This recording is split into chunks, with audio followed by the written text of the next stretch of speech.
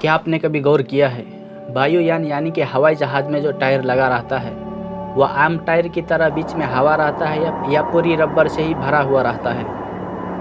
तो आप जान लें कि वायुयान के टायर में भी हवा लगता है, लेकिन वायुयान के टायर में जो हवा डाला जाता है उनमें सिर्फ नाइट्रोजन गैस रहता है। ये आम टायरों में भरे जाने वाले हवा की तरह नहीं होता है। चलिए हम जानते हैं कि यह क्यों और इसके पीछे का साइंस क्या है। वीडियो को लाइक और जानकारी अच्छे लगे तो चैनल को सब्सक्राइब जरूर कर दें। तो चलिए शुरू करते हैं। जैसे कि इससे पहले वाले वीडियो में बता चुका हूँ कि हवा में 78% नाइट्रोजन गैस और 21% ऑक्सीजन गैस होता है और 1% अन्य गैस होता है। अगर आपने वो वाले वीडियो नहीं देखा है तो ऊपर आई बटन पर लिंक दे दूंगा। इस वीडियो के बाद आप वो भी वीडियो देख लेना। टायर जो होता है वो रबर से बने रहते हैं और नाइट्रोजन गैस से रबर का कोई नुकसान नहीं होता है, जबकि ऑक्सीजन गैस से रबर खराब होने का संभावना होता है। वायुयान का वेट और उस पर सवार लोगों का ख्याल रखते हुए ऐसा किया जाता है। ऑक्सीजन से टायर का अक्सर इलास्टिसिटी और मजबूती खो देने की संभावना रहता है। ऐसे में ऑक्सीजन गैस रबर के कोनों पर अटैक कर देता है, जिससे टायर फटने का खतरा रहता है।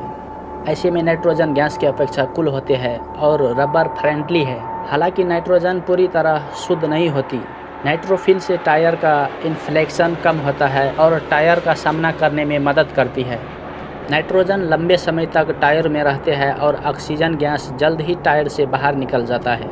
इसीलिए वायुयान यानी कि हवाई जहाज़ वगैरह के टायर में जो हवा डाला जाता है उसमें नाइट्रोजन गैस डाला जाता है।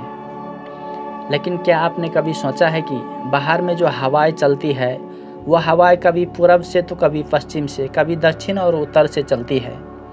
क्या है इसकी वजह, इसके पीछे के साइंस क्या है?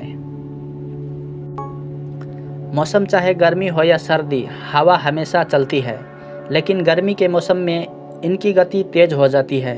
जब पृथ्वी के कोई स्थान सूर्य के तापमान से गर्म हो जाते हैं तो उस स्थान में मौजूद हवाएं भी गर्म हो जाती है।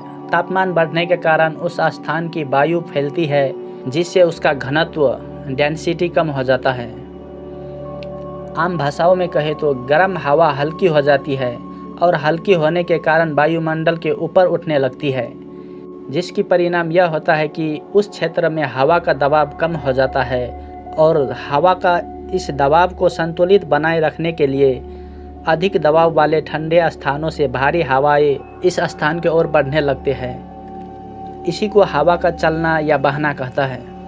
हवाओं का जो गति होता है उस पर पृथ्वी का अपने अक्ष पर घूमने की वजह से बहुत अधिक प्रभाव पड़ता है।